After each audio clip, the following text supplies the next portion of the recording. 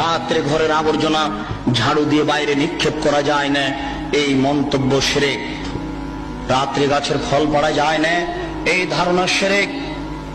রাত্রে মানুষকে বাকি দোকানের জিনিস বাকি বিক্রয় করা যায় না, দেওয়া যায় না, এই ধারণা শিরক। রাত্রে মানুষকে জিনিস কর্জ দেওয়া যায় না, এই ধারণা শিরক। সকালে সকালে দোকানের জিনিস বাকি বিক্রয় করা যায় না, এই ধারণা করা শিরক। অপবিত্র অবস্থায় ঘর ঝাড়ু দেওয়া যায় না। আপনার স্ত্রী, আপনার বৌমা অপবিত্র অবস্থায় ফরজ গোসল না করে ভাত রান্না করতে পারে না, ঘর ঝাড়ু দিতে পারে না, এইগুলি ধারণা করা শিরক।